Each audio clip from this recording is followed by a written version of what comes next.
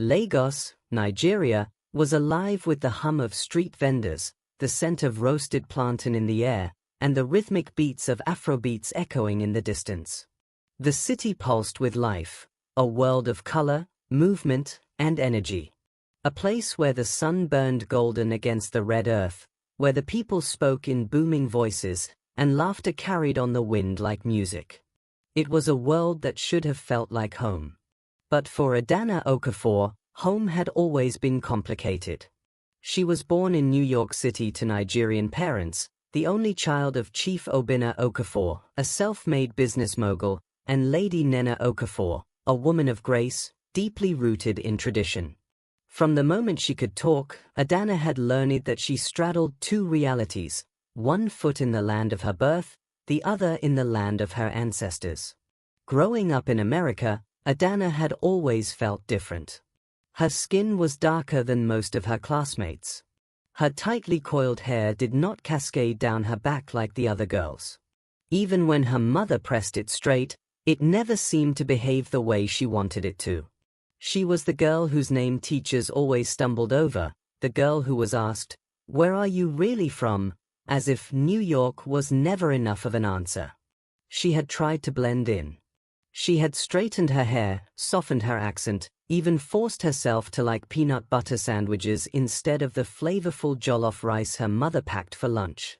But no matter how much she tried, she was always the African girl. Then, at 12 years old, her world shifted again. Her father, having amassed a fortune in oil and real estate, decided it was time to return home to Nigeria. It was a decision made with the certainty of a man who believed he knew best. "America has taught you enough," he had said. "Now, it is time for you to know where you truly come from." Adanna wasn't given a choice. Growing up in Lagos, Nigeria was supposed to be home, but when they arrived in Lagos, Adanna realized she was just as much an outsider there as she had been in America. She spoke Igbo, but not fluently enough. Her accent, infused with years of American influence, stood out. Her classmates at her elite Lagos school called her Americana, sometimes with admiration, sometimes with jealousy, but always in a way that made her feel different. She had expected to fit in, to finally be among people who looked like her, to finally belong. But here, she was too American, too direct, too opinionated, too unwilling to bend to expectations. Her mother encouraged her to embrace her roots, to attend social gatherings, to prepare for the life expected of her, the life of a wealthy Igbo woman, one who would marry well and bring pride to the family name. But Adanna had other plans. When she was 15, she realized that education was the one thing no one could take from her. She had always been intelligent, but in Lagos, she learned to excel. She studied relentlessly, determined to make her own way in a society that often told women their worth was in their beauty and the families they married into. She became the top student in her class, not because she wanted praise, but because she knew it was the only way to control her own destiny. Her father wanted her to study business so she could take over part of his empire. Her mother encouraged her to study something prestigious like law, a field where she could make connections with Nigeria's elite. But Adanna had known since she was a child that she wanted to be a doctor. Maybe it was because of the time she had spent in hospitals, watching doctors move with purpose and precision. Maybe it was because she had always been drawn to healing, to mending what was broken. She applied to medical school at the University of Lagos, one of Nigeria's most competitive institutions. She had barely turned 17 when she received her acceptance letter. Her father was unimpressed. "A doctor? Why?" he asked one evening, reclining in his grand study. "You don't need to work so hard, Adanna. Marry a good man, and you will have a life of comfort." Adanna had clenched her fists under the table. "What if I don't want a life of comfort? What if I want a life of purpose?" Her father sighed, as if tired of this argument. "You are a beautiful girl, Adanna. A woman like you should not waste her youth in hospitals, working like a commoner." Then maybe beauty is not the most important thing about me. Her words had hung in the air, sharp and unyielding. The university years. Medical school was the hardest thing she had ever done. Her first year at the University of Lagos was brutal. The workload was crushing, the expectations suffocating. The long nights spent poring over textbooks, the early morning lectures, the practical exams that made her doubt herself, it was overwhelming. She was one of the youngest in her class, one of the few women, and one of the only students from extreme wealth. At first, some of her classmates dismissed her. "What's a rich girl doing here?" one student had muttered. "She doesn't need this." She ignored them. She had spent too much of her life being underestimated. Instead, she worked harder than anyone else. She asked questions, stayed late in the library, and studied with a relentlessness that shocked even her professors. Slowly, the respect came. By the time she entered her third year, she was no longer just the rich girl or the Americaner. She was Adanna Okafor, top of her class, the girl who refused to be outworked. And in the process, something changed within her. She became confident. She no longer cared if she was different. She no longer apologized for her accent, for her background, for the way she carried herself. She had earned her place, and she refused to let anyone take it from her. She had learned that power was not just in money or status, but in knowledge. That real beauty was in self-assurance. That belonging was not about where she came from, but about who she chose to be. By the time she graduated at the top of her class, she had become a woman who walked into a room with confidence, who knew her worth, who refused to let anyone else define her. A heart untouched. Many powerful men sought her hand: politicians, oil magnates, foreign investors. They arrived in their sleek cars, bearing extravagant gifts, offering a life of privilege and ease. But none of them moved her heart. Not the transactional love of power and wealth, not the kind that came with expectations and duty. She wanted the kind of love that set souls on fire, the kind that made a person better, not just richer. And soon, fate would prove her right. A man who wouldn't give up thousands of miles away, in London, James Whitmore was living a very different life. Born into British aristocracy, he had everything: wealth, charm, and status. But James was different. Unlike his father, Lord Richard Whitmore, who cared only for legacy, James craved adventure. He wasn't interested in corporate boardrooms or inherited wealth. He wanted to see the world, to feel it, to live it.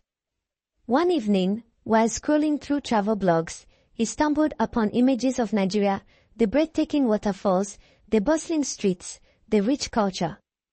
A strange pull gripped his heart. "Nigeria. That's where I'm going next," he announced. His best friends, Daniel and Chris, exchanged looks. "Nigeria. Mate, that's not your usual destination," Daniel said. James only grinned.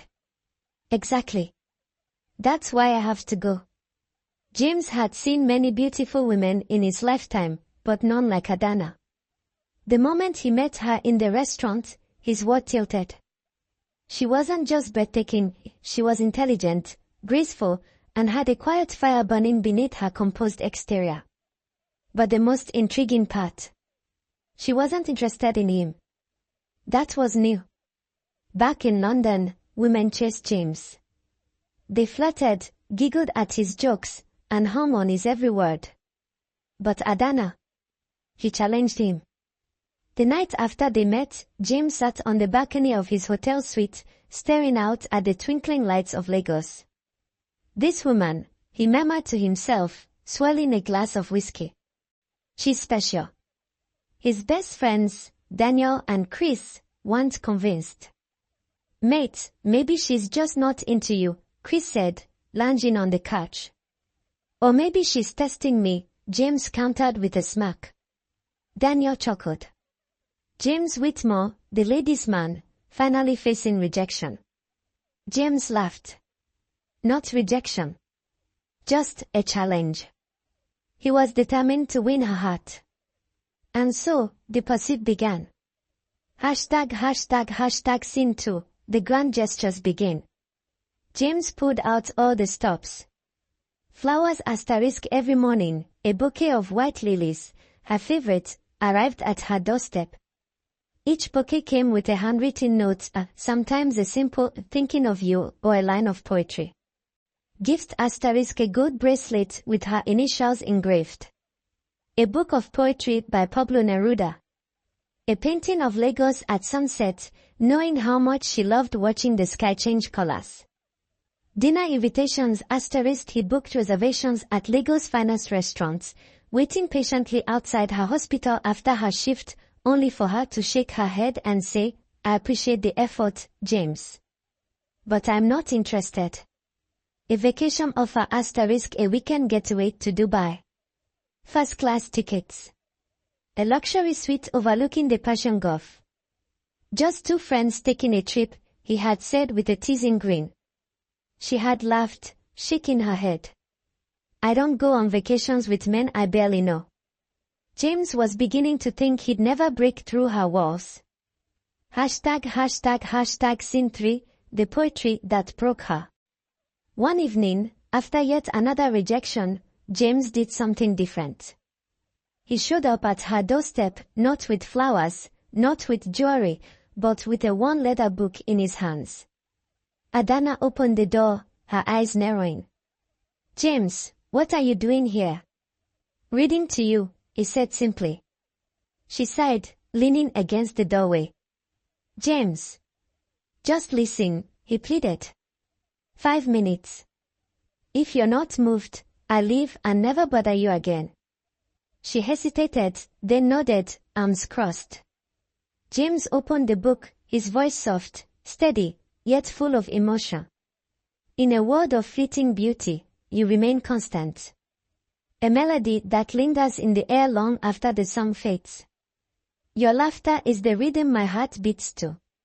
And your soul, a light that even the stars envy." Adanna's breath hitched. She swallowed hard, but a single tear slipped down her cheek. James saw it, his heart aching. He closed the book and whispered, "Tell me you feel nothing, and I'll walk away." Silence. Then, she whispered back, "I don't want you to walk away." And that was the moment everything changed. Scene 4, a new beginning.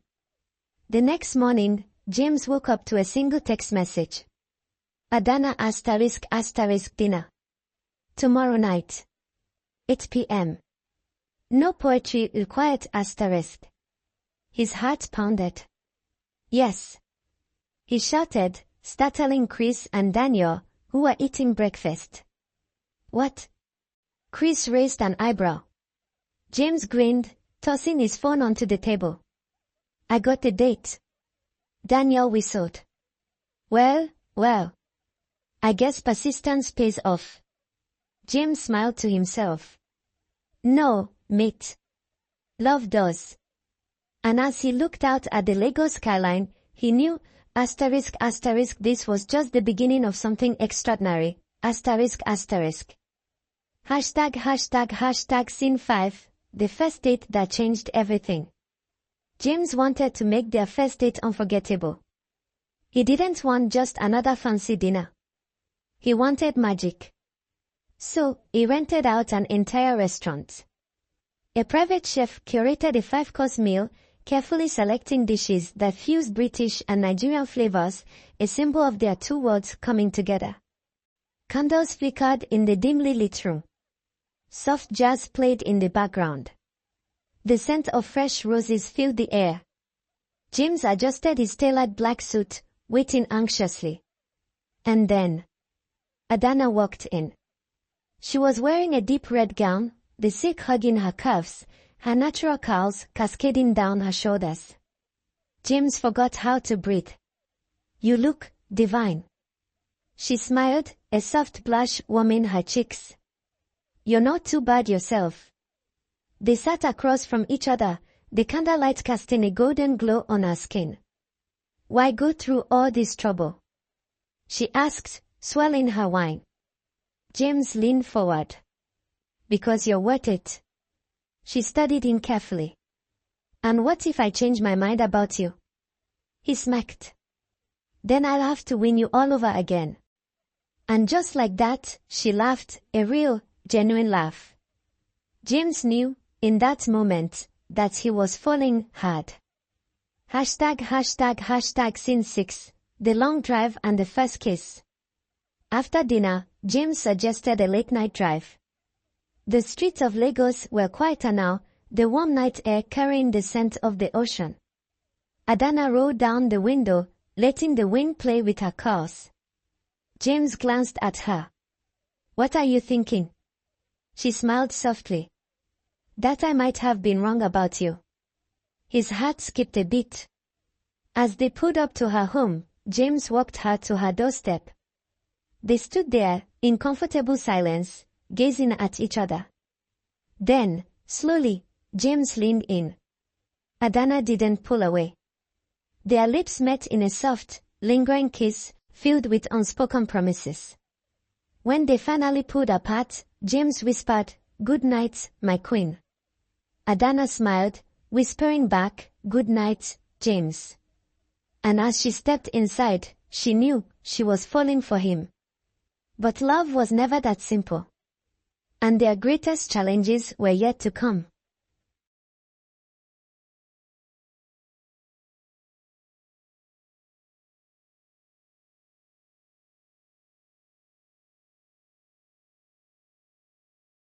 Days turned into weeks, and weeks into months. Adanna and James had become inseparable. They spent their weekends exploring Lagos, visiting the National Museum, taking boat rides to Taco Bay, and trying street food together. James was utterly in love. One evening, after a charity event at Adanna's hospital, he looked at her and whispered, "I want to spend my life with you." Adanna smiled.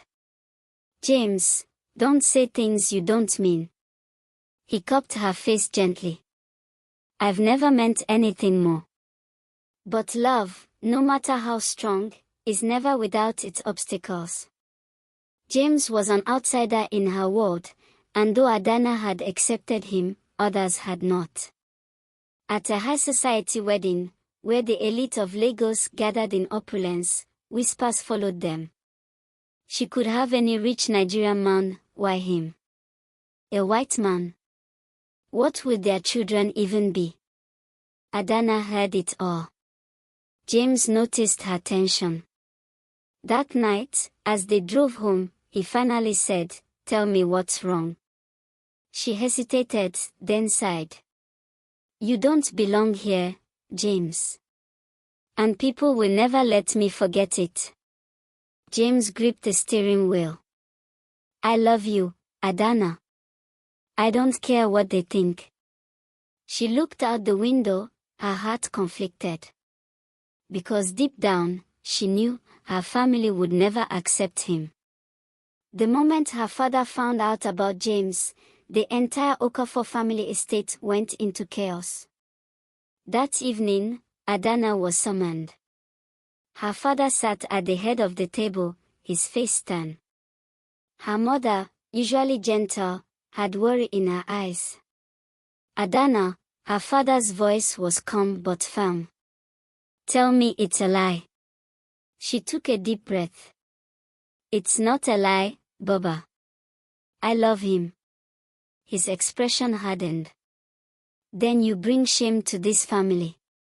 Her mother sighed. "Adanna, think about your children. Where will they belong?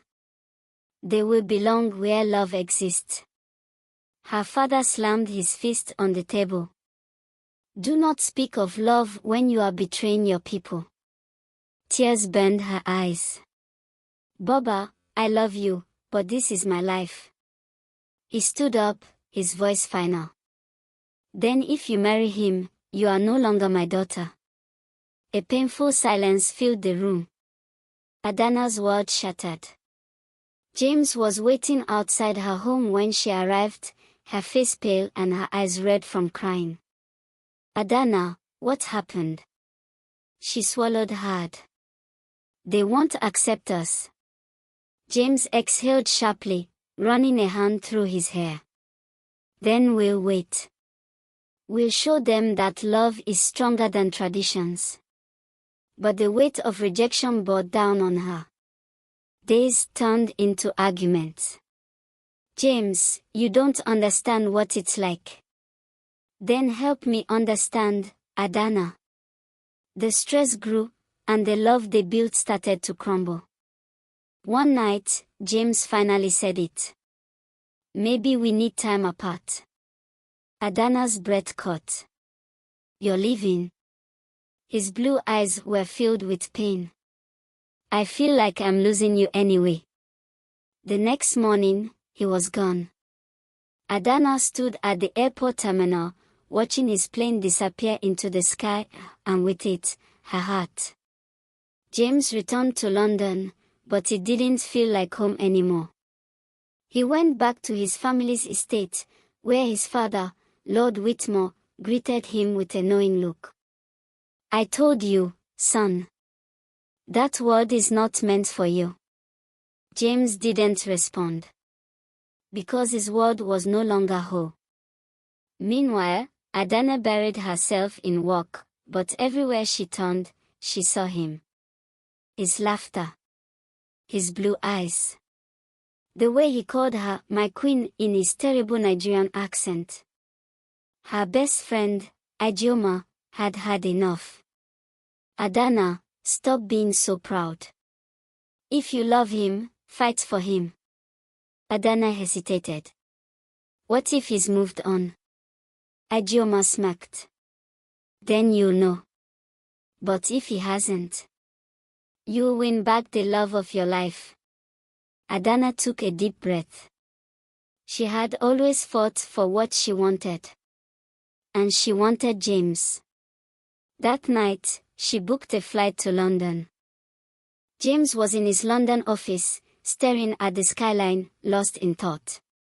Then, he heard his secretary's voice over the intercom.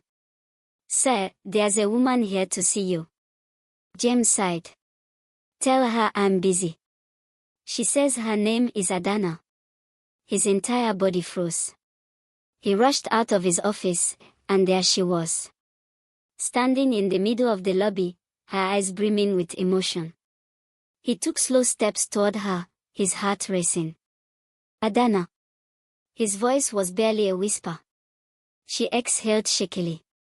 "I love you, James. And I'm here to fight for us." Silence stretched between them. Then, he crossed the distance in seconds, pulling her into his arms. His lips met hers in a deep, desperate kiss, as if making up for all the lost time. When they finally pulled apart, James whispered, "Marry me." This time, she didn't hesitate. "Yes." And in that moment, James knew nothing would ever keep them apart again. Scene 7, the final battle. Returning to Nigeria was not easy. Her father refused to speak to her. James visited the Okafor home every day, kneeling in front of Chief Obina in the traditional Igbo way, showing his respect. He learned Igbo culture, joined family meetings, and never gave up. Months passed. Then, one evening, Chief Obina finally spoke. "You love my daughter?" James knelt down again. "With everything I have." A long silence. Then, the old man sighed. "Then who am I to stand in the way?" Adanna burst into tears. Her father took James' hands. "Welcome to the family, my son." Scene 8, a love that conquered all. Their wedding was a spectacle of love. A grand Igbo traditional wedding, where James wore an agbada, danced for the elders, and paid the bride price. A lavish white wedding in London, where Adanna walked down the aisle toward the man who had fought for her heart. Both families, once divided, became one. As they danced under the stars that night, James whispered, "It was worth it." Adanna smiled, pressing her forehead to his. every moment. And as their love story continued, they became a testament that true love knows no borders, only two hearts willing to fight for each other.